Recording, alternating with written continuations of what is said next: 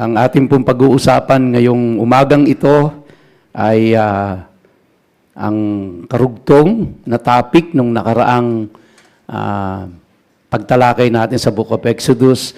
At nasa ikahuling bahagi na po tayo ng Exodus chapter 38. And then 2 more chapters to go, then we're done with the Exodus, and then we will start with the Book of Leviticus. Pero as I promise you na bago ako mag-Leviticus, tatalakayin muna natin yung about death, no? Life after death. So it's going to be a series of probably around 6 to 7 lessons on life after death bago tayo magle-Leviticus. Okay? So for now, chapter 38 muna tayo, verses 21 to 31 ng part 4. Pero bago po yan, humingi po muna tayo ng gabay sa ating Panginoon. Aming Amang Diyos na napakabuti sa amin, lahat po kami na magkakapatid ay sama-samang lumalapit sa iyo at nagpapakumbaba sa iyong harapan. At amin pong hinihiling na kami po ay tulungan mo sa umagang ito na maintindihan namin ang mga salita mo. Buksan mo po ang aming mga isipan, bigyan kami ng kaliwanagan at patuloy na kami ay turuan. Tulungan mo po ang iyong lingkod na tagabagatid ng iyong mensahe at ang aking mga kapatiran na tagapakinig sa umagang ito, maging yung mga dumadalo po via online. Maraming salamat po sa iyo, aming Ama, at napakabuti mo sa amin. Sa iyo po ang lahat ng papuri, pasasalamat at pagdakila sa pangalan ng iyong anak na si Yeshua. Amen and amen. Bago po ako pumunta sa chapter 38, verses 21 to 31, nais ko po munang very briefly ay isummarize yung na take up natin tungkol sa courtyard, kung natatandaan niyo po. Kasi lumipas na yung 2 linggo na, kung tutuusin, no? Lumipas na po yun, kaya medyo baka nakalimutan natin yung ibang party noon. So unang-una po, doon sa courtyard, ang tinalakay natin is that the courtyard could only be entered by someone who was clean, separated from defilement, and washed with water. Secondly, it was surrounded by linen curtains, which represent righteousness. And its entrance was a screen, which was called the gate, where only the righteous were supposed to enter. Thirdly, the courtyard is a picture of how people who enter God's kingdom need to be washed clean and made righteous. So, yan po yung pinaka-summary ng ating pong tinalakay last Sunday. So, let's read Exodus 38, verse 21 to 31. These are the records of the tabernacle of the testimony, as they were recorded at the commandment of Moses. The responsibility, the Levites under the direction of Ithamar, the son of Aaron, the priest. Bezalel, the son of Uri, son of Hur, of the tribe of Judah, made all that the Lord commanded Moses. And with him was Oholiab, the son of Ahisamach, of the tribe of Dan, an engraver and designer and embroiderer in blue and purple and scarlet yarns and fine twined linen.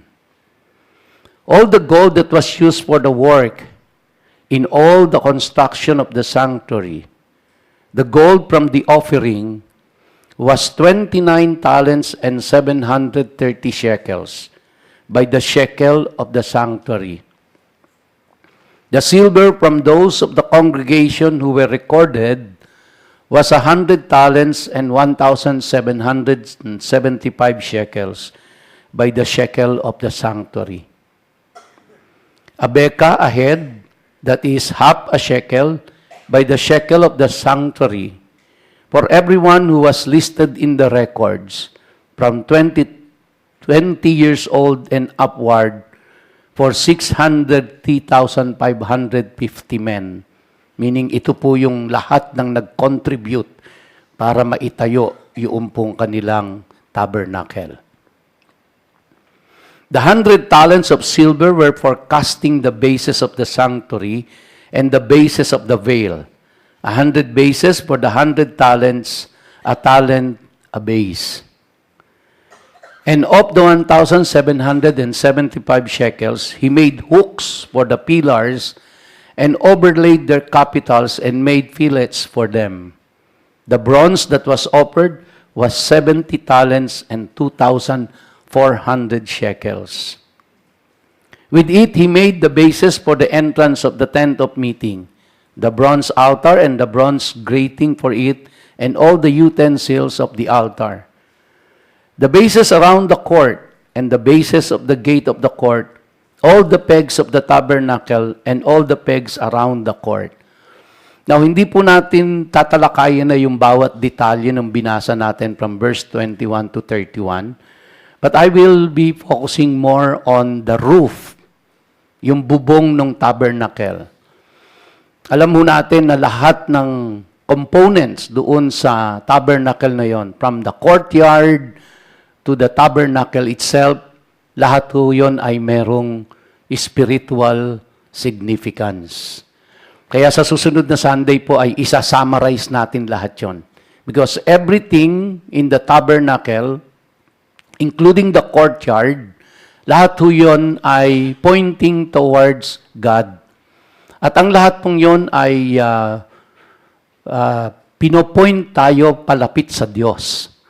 Kaya isa-summarize po natin lahat yon. So lahat yung tinalakay natin na mga elements inside and outside the tabernacle, isa-summarize ko po yon next Sunday at para makita natin na lahat ng yon ay nakaturo sa Diyos. At ang lahat ng yon ay nagtuturo para tayo ay mapalapit sa Diyos. Kaya wag ho kayong absent next Sunday. Mamimiss niyo yung summary. No? Ang pag-uusapan po natin is sometimes they call the tent. Ito po yung bubungan, yung pinaka-roof ng tabernacle na yon. Yun po ay matatagpuan din natin sa Exodus 26, which dinaanan na natin, kaya lang hindi natin inelaborate yung pinaka-spiritual meaning noon. At yun po ang ating tatalakayin ngayon. So ito pong kanilang tabernacle na ito, alam natin ito ay nandoon sa wilderness, sa gitna ng disyerto, na kung saan nandoon din sila. At alam na ho natin na ito ay tanggal kabit, dahil sila ay nag-move from one place to the other, hanggang makarating sila sa promised land.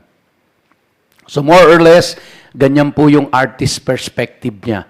Kung makikita nyo, yung pumbubungan ay meron 3 layers ng mga balat ng hayop ang ginamit po dyan. Basahin lang natin saglit yung Exodus 26 para dun sa full description ng pinakabubungan. Sabi po sa verse 7, "You shall also make curtains of goat's hair for a tent over the tabernacle. 11 curtains shall you make." So, 11 curtains pala lahat yun. Yung nakabubong na yon. "The length of each curtain shall be 30 cubits, and the breadth of each curtain 4 cubits. The 11 curtains shall be the same size. You shall couple 5 curtains by themselves, and 6 curtains by themselves. And the 6th curtain you shall double over at the front of the tent. You shall make 50 loops on the edge of the curtain that is outermost in one set, and 50 loops on the edge of the curtain that is outermost in the second set. You shall make 50 clasps of bronze, and put the clasps into the loops, and couple the tent together that it may be a single whole.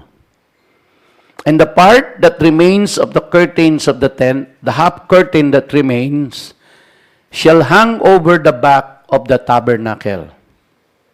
And the extra that remains in the length of the curtains, the cubit on the one side and the cubit on the other side, shall hang over the sides of the tabernacle, on this side and that side to cover it.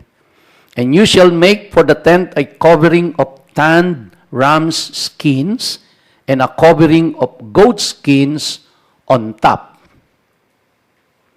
So, dinescribe po sa atin kung ano ang sukat, ilan ang bilang, at ano po yung mga materials na ginamit dito. Ito pong tabernacle na ito pong tent, no? Yung pinaka-tent po, ay yung unang layer niya, no? Yung kulay puti na nakita nyo kanina, yung unang layer po, ay yari siya sa goat hair. And ang purpose niya is para sa insulation. Kumbaga para sa bubungan, bago tayo maglagay ng yero, may insulator pa muna to prevent the heat coming in. So or para maproteksyonan din sila from the cold. So kaya yung unang-una po is yari siya sa goat hair. At the purpose is again to shield them from cold or shield them from yung hot weather. And then the next thing that you can see, yan po yung pangalawang layer na gawa naman po siya sa ram na yung skin ng ram. At ito ay nag-undergo ng process na tinatawag na tanning process sa mga gumagawa ng leather. So yan po yung binubong nilang pangalawa. Ang purpose niyan is to provide strength and to provide structure doon sa bubungan. Then the third layer, yung nakikita nyo po, yung pinaka-top, yan ay para maproteksyonan sila sa ulan o maproteksyonan sa init ng araw. So, bali 3 layers po yung pinaka-roof o pinaka-tent ng tabernacle. So, ito pong last na ibinubong nila, yung pinaka-outer, ang tawag po dyan in Hebrew is takas. Now, ito pong word na takas na ito ay it is an ancient word, Hebrew word, na hindi na po ginagamit kahit nung ancient times pa. So, kaya wala na silang mapagkunan ng trace kung ano talaga ang ibig sabihin niya. Kaya makikita nyo po sa iba-ibang mga translation sa Bible, siya ay tinawag na goat skin, katulad doon sa binasa natin kanina sa ESV. Ang translation is goat skin. No? Yun namang pong ibang translation, nakalagay seal skins. Yun namang iba, badger skins. At meron pa po, dolphin skins. Sa madalit salita, wala pong nakakaalam na kung ano talaga yung ginamit na pang-ibabaw. Yung pinaka-outer na bubungan. Kasi nga po, yung Hebrew word na ginamit ay hindi na siya ginagamit na salita since ancient times pa. Kaya hinuhulaan na lang nila kung ano yon. Nonetheless, ito po ay to protect the interior of the tabernacle from the heat of the sun and also from very cold weather, especially during winter times nila. So, ibig sabihin, matibay talaga yung pagkagawa nito. Now, yan po yung practical purpose noong tent, nung bubong, nung roof. Yun po yung pinaka-practical purpose niya. Pero ito pong roof na ito ay meron po siyang symbolic meaning. Hindi lang siya basta bubungan, although practically siya ay to protect the inside of the tabernacle. But symbolically, dahil ang ginamit po dyan ay the skin of the animals, symbolically, ito po ay nagre-represent din natin. Tayo na tao. Na tayo ay balot ng skin. No? Ang outer cover natin ay ang skin natin. Kaya sabi po ni Peter sa 2 Peter 1 verse 13, yes, I think it is right as long as I am in this tent to stir you up by reminding you, knowing that shortly I must put up my tent just as our Lord Jesus Christ showed me. So, kaya yung pong tabernacle, yung pinakabubungan niya, ay very symbolic in meaning and also it represents tayo. Kaya ang tingin nila ng mga Hudyo sa katawan na ito ay parang tent. Parang yung tent ng tabernacle. Kaya dinidescribe nila yung katawan nila, yung sarili nila, na sila ay mga tent. Referring also to the tabernacle. At alam natin na yung tabernacle ay binalutan ng skin of animals. And in Genesis chapter 3 verse 21, nung si Eva at si Adan ay nagkasala, sila po ay binalutan din ng skin ng Diyos. No? Also for Adam and his wife, the Lord God made tunics of skin and clothed them. So, ito yung pagkakahambing. Yung pong tabernacle ay binalutan ng skin at yung tao ay binalutan din ng skin. Yun yung pinaka-parallelism niya. No? Yun yung parallelism niya. So, question now is, what is inside the tabernacle? What is inside the tabernacle? Na binalutan ng skin. Exodus 25 verse 8, ang sabi diyan, "And let them make me a sanctuary that I may dwell among them. Lord, I have loved the habitation of your house and the place where your glory dwells." So, inside of that skin, inside of that covering, andun doon pala ang presence ng Diyos. Yun pala ang habitation ng Diyos. Yun pala ang tirahan ng Diyos. No? As described in the book of Exodus. So, yun ang sanctuary ng Diyos sa loob nun. Now, ang Genesis chapter 2 verse 7, ang sabi po, "And the Lord God formed man of the dust of the ground and breathed into his nostrils the breath of life, and man became a living being." So, ihambing po natin yung tabernacle. Yung tabernacle ay nabububungan ng skin. Kung titingnan natin, parang na-cover siya ng buong skin. No? From top to bottom. At ang nasa loob niya ay ang Diyos. Yun ang dwelling place ng Diyos. Doon niya kinakatagpo ang kanyang mga piniling tao. And nakita naman natin dito sa Genesis chapter 2 na ang tao po ay naging tao na buhay nang siya ay hiningahan ng Diyos. Sabi diyan, "And the Lord God formed man of the dust of the ground and breathed into his nostrils the breath." Now, ito pong breath na ito, ang Hebrew word na ginamit diyan is neshama. Neshama. And meron pa rin pong isang Hebrew word na ginagamit na breath din, ang ibig sabihin, pero hindi siya neshama, siya naman ay ruach. Kaya lang po yung ruach, pagka yun ang ginamit, ang ipinapalit po na English word ay spirit. Spirit. So kaya pag titingnan po natin, yung pinakabubungan, kinokobera nung bubungan na yon, ang nasa loob nun is the Spirit of God. Ang tao na binabalutan din ng skin, ang nasa loob niya is the Spirit of God. Sa madalit salita, yung pong tabernacle na yon is the dwelling place of God, and you as a human being is the dwelling place of God. That's the parallelism of the tabernacle at ng tao. Binalutan siya ng skin, and inside that is the Spirit of God where He dwells. Ang tao, binalutan ng skin, and inside of that person is the Spirit of God.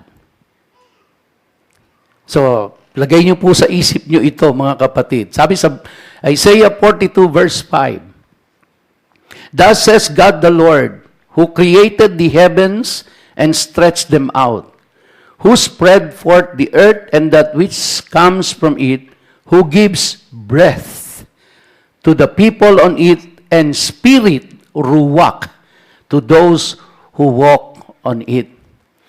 Now, think about this, mga kapatid. What is the significance of this? Sa napag-aralan na po natin sa tabernacle, nobody is allowed to enter the courtyard unless they have cleansed themselves by washing with water. They are not even allowed to go near the gate unless you are clean. And that's the only time you can enter the courtyard. And only the priest is allowed to enter the tabernacle. Only the priests are allowed to wash their hands and their feet on the brazen laver before they can enter the tabernacle. And the very purpose kung ba't nila ginagawa ito is they serve the Lord. And the priests are serving the people so that they can worship the Lord. Now, yung tabernacle po ay is a picture ng tayo. Sa ngayon po, in modern times, wala na tayong tabernacle na makikita. Even in Jerusalem, wala pong nakatayo pang tabernacle. Pero binanggit po sa atin sa Biblia that we are the temple of God. Tayo po yung temple or tabernacle ng Diyos. Think about yourself that you are the tabernacle of God. Meaning to say, ang Diyos, hindi siya bababa doon kung hindi na comply yung mga requirements niya. Kailangan i-comply. Pag hindi nag-comply yung mga tao, ang kaparusahan kagad ng Diyos ay kamatayan. So, ganoong kabanal sa Kanya yung, ganoong kahalaga yun. Now, if you are now the temple of the Holy Spirit, think yourself just like the tabernacle in the wilderness. Hindi ho nagbabago ang standard ng Diyos when it comes to holiness. Kaya kung yung tabernacle na yun ay ganoon ituring, the dwelling place of God, no? Inside that covering, inside that skin is the presence of God. The holiness of God is there. And now you are called the temple of the Holy Spirit. We are called the temple of the Holy Spirit. We believers in Christ are now the temple of God. So meaning the Holy Spirit of God dwells within us. So the standard of the tabernacle wilderness, it did not change. The same standard holds true even today. We as the modern temple or tabernacle of God. Kaya whenever you walk, wherever you are the temple of the Holy Spirit. You are the tabernacle of the Holy Spirit. Kaya po, ine-expect ng Diyos sa atin that we will live in righteousness. Ine-expect ng Diyos sa atin that we will live in holiness. Ine-expect ng Diyos sa atin na susunod tayo sa Kanyang mga iniuutos at mamuhay tayo sa kabanalan. Kaya we cannot really afford to engage ourselves in sinful living. Yes, I understand, lahat tayo nagkakasala, lahat tayo nagkakamali from time to time. But ang importante po ay we are not living in sin. No, we are not living in sin. And as soon as we recognize na tayo po ay nagkasala sa Diyos, then wala pong ibang paraan doon kundi to repent of our sins.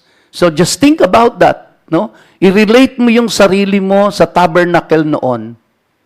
Na kung ikaw yung tabernacle na yon, di ba? Hindi pwedeng pumasok ang marumi. Kailangan malinis. Maghuhugas sila ng kamay at paa.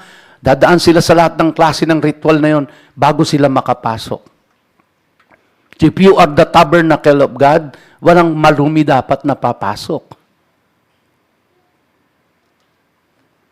Di po ba? Hello? Mataas ang requirement ng Diyos. Mataas ang requirement ng Diyos. Mas taas ang standard ng Diyos. Hindi natin pwedeng ibaba ang standard at requirement ng Diyos sa standard at requirement ng tao.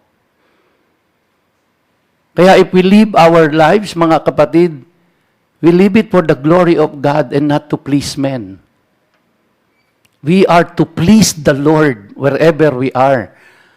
Kahit nasa place of work tayo, kahit nasa school tayo, mga estudyante, o mga teachers, kahit nasa bahay tayo, nasa community, kahit nasaan po tayo, nasa opisina, that's God's standard, hindi nagbabago po yun.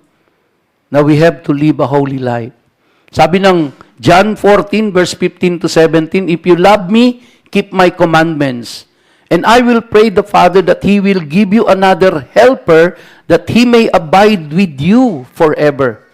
The Spirit of truth, whom the world cannot receive, because it neither sees Him nor knows Him, but you know Him, for He dwells with you and will be in you. If you are a child of God, if you are a born-again believer, the Holy Spirit of God lives in you. He dwells within you. You are His temple. You are His tabernacle. Imagine niyo po, di ba, yung tabernacle? Kaya para maintindihan natin na yung holiness living, kailangan maintindihan natin yung requirement ng tabernacle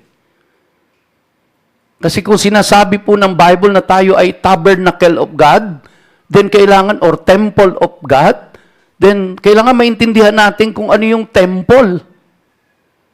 Kailangan maintindihan natin kung ano yung requirement ng temple na yon. Bakit siya tinitiran ng Diyos? Bakit bumababa ang Diyos doon sa temple na yon? At nakita ho natin yung requirements ng Diyos. No, ultimo sukat, kulay, ibinigay sa kanila.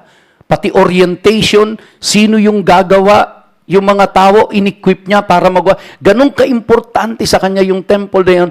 And for all you know, mga kapatid, that is the only holy place in the face of the earth.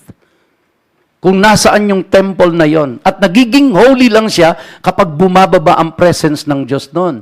At bababa lang ang presence ng Diyos doon once a year during Yom Kippur. Maghihintay na naman sila ng another year. And the requirement, as I have said already, nobody can get inside the courtyard if you are dirty or if you are unclean.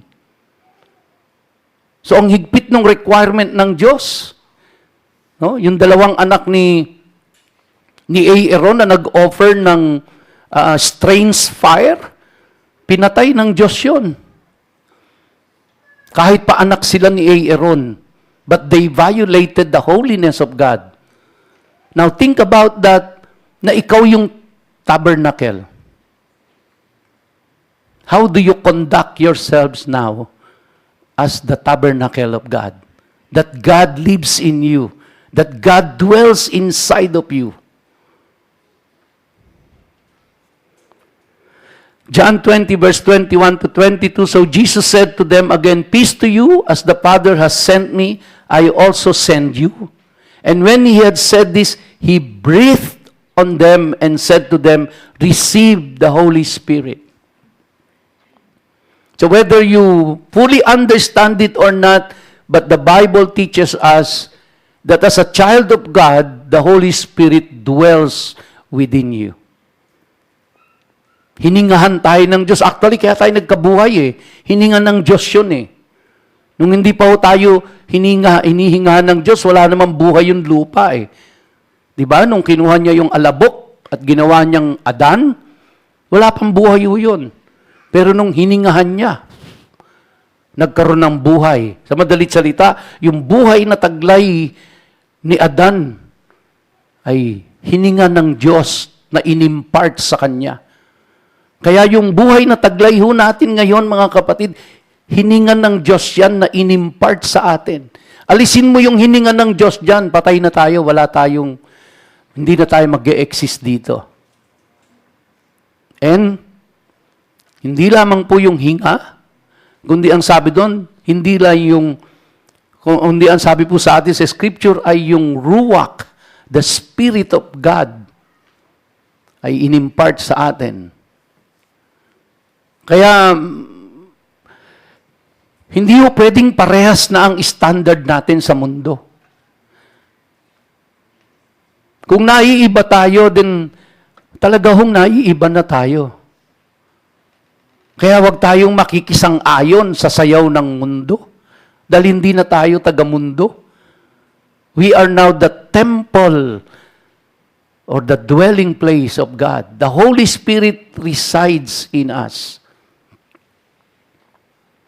So, we are like God's tabernacle. We have skin on the outside and God's Spirit on the inside. We are a physical dwelling place for God. Ulitin ko po yun, no? We are a physical dwelling place for God like the tabernacle in the Old Testament.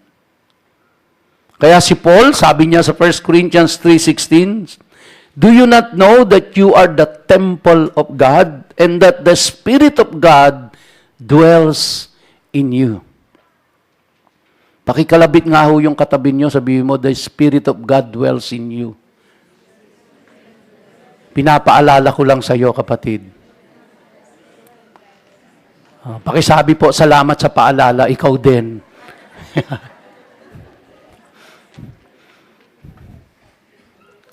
Now, ito pong tabernacle na ito, nasa wilderness siya. Ang ang similarity po, no? Natin, at saka nung tabernacle na nasa wilderness, siya po ay temporary lang. Temporary. Hindi po siya permanente dun sa wilderness, kaya siya palipat-lipat. At dahil temporary lang po siya, at yari siya sa mga materials ng, ng balat ng hayop, kahoy, metals, gawa siya sa ganun, sa kanila pong paglalakbay, dahil exposed yan sa mga elements, hamog, ulan, araw, buhangin, nagde-deteriorate siya. Diba? Nagde-deteriorate po siya. At maluluma, masisira yan. In the same manner, ito pong dwelling place ng Diyos na ito, na katawan natin, ay para ring tabernacle, magde-deteriorate. Maluluma, tatanda. No, kahit ano pang ipahid mo dyan sa balat mo, kukulubot at kukulubot yan. Kahit napahiran mo pa yan ng alkitran, kukulubot at kukulubot yan. Tatanda at tatanda. At darating po talaga yung time, mawawala tayo sa mundong ito. Ito rin pong tabernacle ay temporary lang siya, at nung sila'y naglakbay na hanggang nakarating sila ng Promised Land, doon lang nila na itayo yung permanent na tabernacle nila. No? So, yung tabernacle, nagkaroon din ng permanent place siya. Question is, why did God have the Israelites make a temporary tabernacle only to have it replaced by the permanent temple after they reached the Promised Land? We can also ask the same question to ourselves. Lord, if this is just a temporary dwelling place, ba't hindi mo pa ako dinala agad dun sa permanent? No? Temporary lang pala to. Bakit kaya? Sila po ay temporary lang sila doon. Yung tabernacle nila yun ay temporary lang until they reach the Promised Land where they were able to build the permanent temple. No? Tayo rin po ganon. Nagde-deteriorate tayo. Temporary rin lang ito, but later the Lord ibibigay po sa atin yung permanent na. Pero bakit nga ho ba? Si Paul po ay may kasagutan dyan. Sabi sa 2 Corinthians chapter 5, verse 1, "For we know that if our earthly house," this tent, "is destroyed, we have a building from God, a house not made with hands, eternal in the heavens. For in this we groan, earnestly desiring to be clothed with our habitation which is from heaven." Nagdi-desire ba tayo na tayo po ay, Lord, makapunta na ako dun sa hindi na ako iiyak, hindi na ako tatanda, hindi na ako mamamatay? Nagdi-desire ba tayo nun? Na makarating tayo dun sa permanent place natin for eternity. Ito yung sinasabi ni Paul eh. Habang nandito tayo sa temporary tent na ito, we groan. We earnestly desire to be clothed with our habitation which is from heaven. If indeed having been clothed, we shall not be found naked. For we who are in this tent groan, being burdened, not because we want to be unclothed, but further clothed, that mortality may be swallowed up by life. Now, He who has prepared us for this very thing is God, who also has given us the Spirit as a guarantee. So we are always confident, knowing that while we are at home in the body, we are absent from the Lord. For we walk by faith, not by sight. We are confident, yes, well pleased rather to be absent from the body and to be present with the Lord. How many of you desires that? To be absent from the body, to be present with the Lord.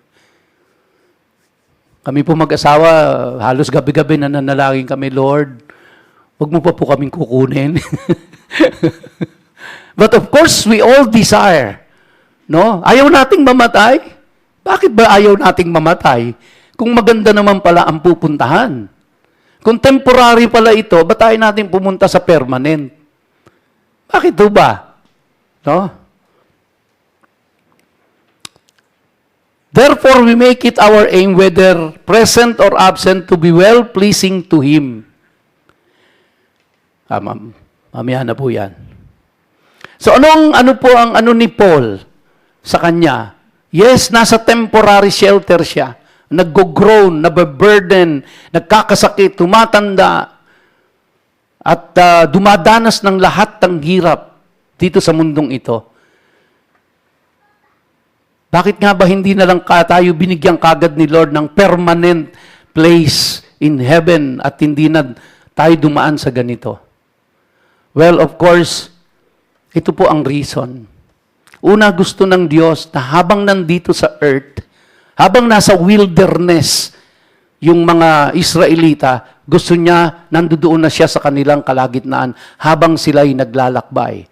Gusto na niyang makasama siya ng mga taong pinili niya sa kanilang paglalakbay. At habang nandito po tayo ngayon sa lupa at tayo'y buhay, gusto ng Diyos na tayo ay samahan na dito pa lang sa lupa at habang nandito tayo ay gamitin niya tayo sa kanyang kapurihan. Gusto niya po tayo kasing gamitin para sa kanyang kaluwalhatian. Kaya kahapon nga po do sa water baptism, I gave emphasis on yung paglilingkod sa Diyos na dapat kung tutuusin, walang isamang church member ang hindi naglilingkod sa Diyos. Ano po ba yung paglilingkod? Yung paglilingkod na kung anumang meron kang talents or gifts, gagamitin mo para matulungan ang kapatiran na sumamba, para maakay ang mga tao sa pagsamba sa Diyos. That's the way you serve the Lord. One good example, yung mga musicians natin dito, yung mga singers natin, yung kumanta po, ginamit nila yung kanilang talento, ginamit nila yung kanilang kakayahan na ibinigay ng Diyos sa kanila upang ma-lead ang congregation sa pag-awit sa Diyos. That's serving the Lord. Helping the people of God to serve God and to worship God. Kaya kung ano man po ang talento ninyo na meron kayo, use that so that matulungan ang mga tao to worship God. Mailapit ang tao sa Diyos at masamba ang Diyos. Gamitin niyo po kung anumang kakayahan meron kayo. Kaya nandito pa to tayo sa temporary dwelling place natin. Bakit nga ba hindi pagkatanggap natin sa Panginoong Jesucristo ay ni-rapture na kagad tayo? Bakit nga ba hindi pagkatanggap natin sa Panginoong Jesucristo, tayo po ay dinala na ng Diyos sa ating permanent dwelling place in heaven? Bakit hindi ba ginawa ng Diyos yon? You come to think of it, mga kapatid. Remember, you are the temple of the Holy Spirit. You are the temple of God. Ano po ba ang purpose ng temple na yun doon sa tabernacle, doon sa wilderness? Ang purpose ng temple doon ay so that God can meet His people and these people can worship Him. So anong purpose mo ngayon as a temple of God while here on earth? so that you can lead people to Christ, so that you can lead people to worship the Lord. Because you are the temple. Do you understand po yung sinasabi ko na gaano kalaki yung expectation ng Diyos sa iyo? As a temple in the wilderness, that is the place where God dwells. That is the place where God meets His people. That is the place where His people worship Him. And you now, as a temple of God, in the modern age, then the same function, mga kapatid, the same function. You lead people to Christ, you lead people to worship the Lord, you lead people to serve the Lord. Kaya yun yung function mo. Kaya dapat meron po tayong ginagawa, meron tayong kinocontribute para ang mga tao ay makasamba sa Diyos, ang mga tao ay makapaglingkod sa Diyos. Kailangan ganoon, no? Kaya sabi po sa verse 9, therefore we make it our aim, whether present or absent, to be well-pleasing to Him. Exodus 29 verse 42, sabi po, this shall be a continual burnt offering throughout your generation at the door of the tabernacle of meeting before the Lord, where I will meet you to speak with you. Saan daw sila kakatagpuin ng Diyos? Doon sa tabernacle. Hindi sila pwedeng pumunta saan-saan. At doon, but that was the designated place na binigay ng Diyos para to meet with them. Ngayon po, we are the temple of the Holy Spirit. The Lord is meeting us everywhere. Dati sila yung pupunta yun sa tabernacle para to meet with God. Ngayon po, hindi. Being now the temple or the tabernacle of God, God is actually meeting you every day. If you don't realize that, every day, hindi lang ho tayo parating aware that God is meeting us. Kasi madalas ang gusto natin, may mga sensation, may emotion, may kumikidlat, kumukulog, yumayanig ang lupa, at dumadagundong ang langit. Para masabi natin, di ba, na naramdaman ko ang Diyos. Baka hindi Diyos yung naramdaman mo, kulog lang yun. But every day, now, think yourself, mga kapatid, I keep on repeating this, i-internalize niyo pong maigi yan. Pag uwi ninyo, wala kayong ibang sasabihin pag sakay sa sasakyan, I am the tabernacle of God, I am the tabernacle of God, I am the tabernacle of God, and God dwells within me. God lives inside of me. Now, come to think of it, di ba? Kung uisipin ho natin, sino ka para tumira ang Diyos sa iyo? Yun po yung ginawa ng Panginoong Hesus. Kaya tayo tiniran ng Diyos dahil sa ginawa ng Panginoong Hesus na pinanampalatayanan at pinaniwalaan po natin. And there I will meet with the children of Israel, and the tabernacle shall be sanctified by my glory. So ano daw po ang nangyayari kapag nandoon ang presence ng Diyos sa loob ng tabernacle? Ano daw po ang nangyayari? Sabi po sa verse 43, and there I will meet with the children of Israel, and the tabernacle shall be sanctified by my glory. So every time na bababa ang presence ng Diyos doon sa tabernacle, the place is sanctified. And now, yun po ay once a year na nangyayari. Ngayon po, tayo is the dwelling place of God. So ano po nangyayari sa atin when the presence of God or the presence of God dwells in us? The same po, kung ano yung nangyayari sa tabernacle na nasa sanctified, you are sanctified by the presence of God. Ano po ibig sabihin ng sanctified? Now it's ready for service. Ready to serve the Lord. Kasi yung pong tabernacle nila, the moment na bumaba na ang presence ng Diyos doon, ay nagsisimula na po yung kumbaga intervention, no? Na Doon na malalaman nila kung pinatawad ng Diyos o tinanggap ng Diyos ang offering ni Aaron or ng high priest. Doon nila malalaman kung pinatawad ng Diyos ang lahat ng kanilang kasalanan sa buong isang taon. Now, tayo po, mga kapatid, ay pinanahanan ng Diyos. Dahil pinanahanan tayo ng banal na Espiritu, we are now sanctified. Which means, ang ibig sabihin ng sanctification, you are now ready to serve the Lord. Ano ba iniisip natin pag sanctified? Ang iniisip lang natin na linis. Kaya di ba pag kumakain tayo at nakita natin ang hinain sa atin, baboy, Lord, sanctify this food. Ang isip natin, Lord, linisin mo. Di ba? Kaya, Lord, sanctify this food. Linisin mo. And the moment you are clean, pag pumasok ka, you are now ready to serve the Lord. Yun po ibig sabihin nun eh. So now, if the Holy Spirit dwells within you, which is nakita na ho natin from the Scriptures that it is true that if you are a born-again believer, the Holy Spirit dwells in you, which means you are now ready to serve the Lord. Yun po ibig sabihin nun. Use now your talent so that other people can worship God, so that other people can serve the Lord. Kaya biblically speaking, wala po dapat talagang born-again believer ang walang ginagawa para sa Panginoon. Because now you are the dwelling place of God, and the Holy Spirit of God is within you, and you have been sanctified, which means you are now ready to serve the Lord. Sabi po rito sa verse 44, "So I will consecrate the tabernacle of meeting and the altar. I will also consecrate both Aaron and his sons to minister to me as priests. I will dwell among the children of Israel and will be their God." Verse 46, "And they shall know that I am the Lord their God, who brought them up out of the land of Egypt, that I may dwell among them. I am the Lord their God."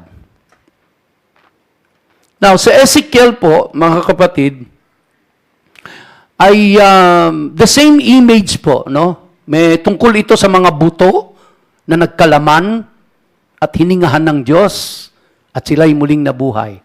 Pero yung pong mga buto dito na binabanggit na Ezekiel, representing the nation of Israel po ito, hindi tayo ito. Pero let me just read to you Ezekiel 37. "And he said to me, Son of man, can these bones live?" So may mga kalansay. So I answered, "O Lord God, you know." Kasi nandun mga kalansay. Mabubuhay pa ba itong mga kalansay na to? Kalansay na eh. Again, he said to me, "Prophesy to these bones and say to them, O dry bones, hear the word of the Lord. Thus says the Lord God to these bones, Surely I will cause breath to enter into you, and you shall live.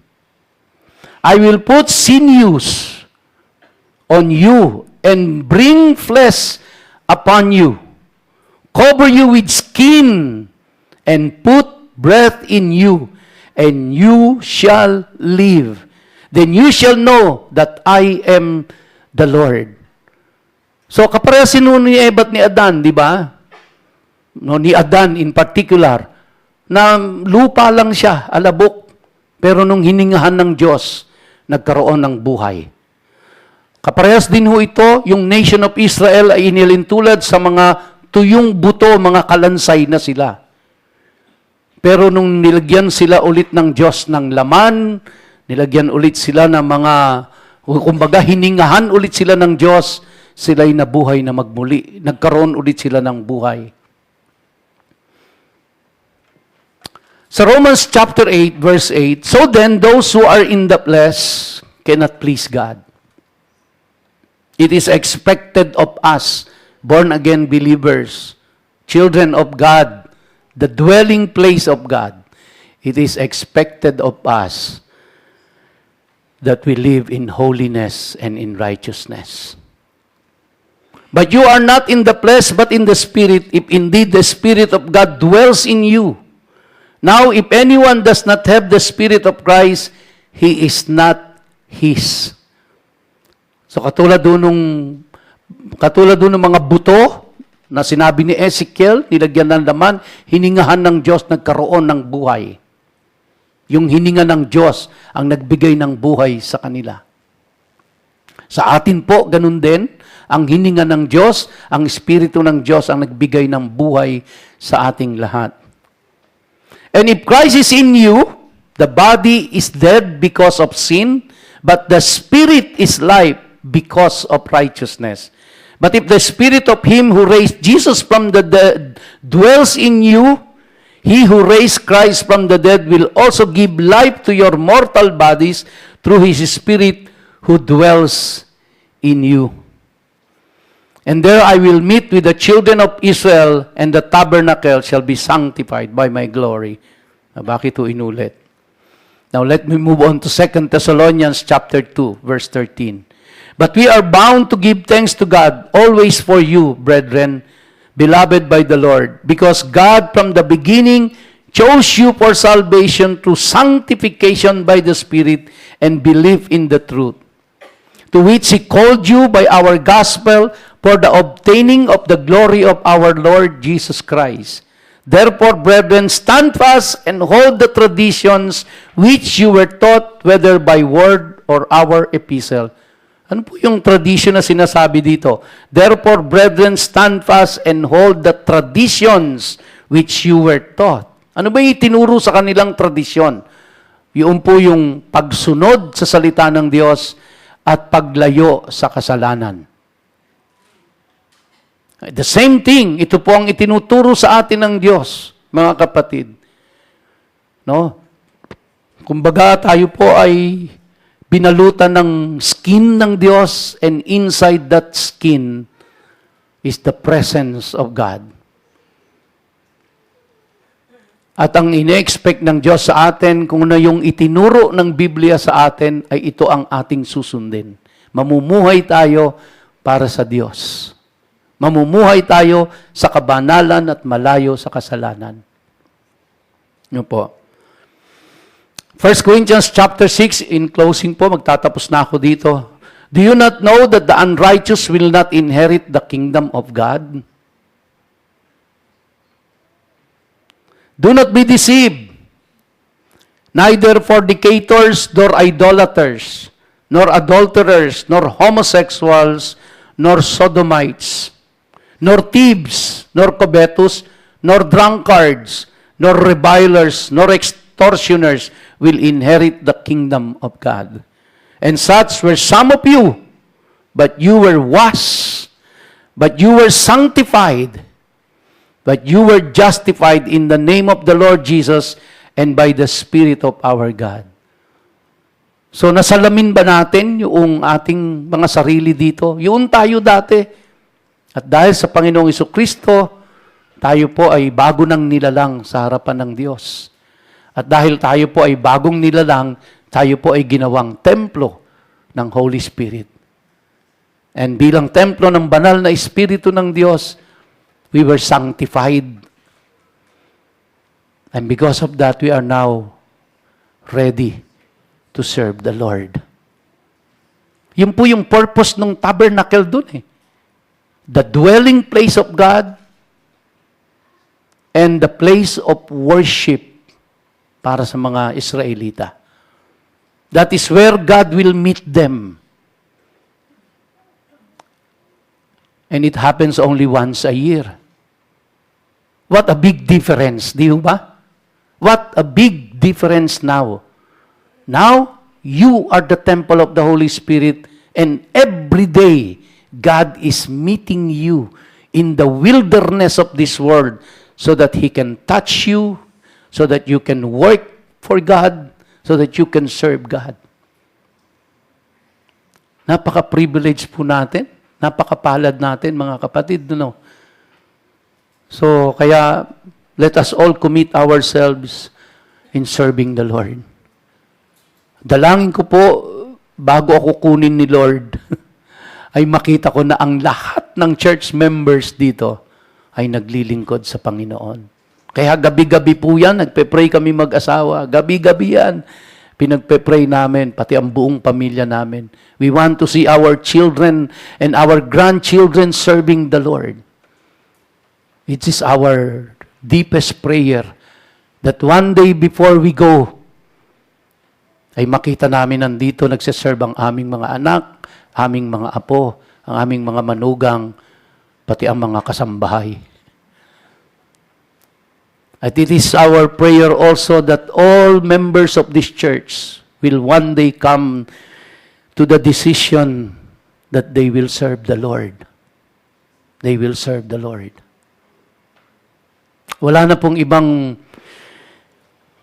I'm telling you this, mga kapatid. I have reached the highest position in the company. Pero wala hong, you can be the president of the company. You can be the CEO of the company. You can be the most successful businessman. Pero if that is all you do in your life, it means really nothing a lot. I can testify to that, mga kapatid. Dadating ka sa point na doon mo marirealize na wala palang pinakamagandang gawin ang tao sa buhay, kundi ang maglingkod sa Diyos. At sinabi na ni Solomon yan. Sinabi na ni Solomon yan.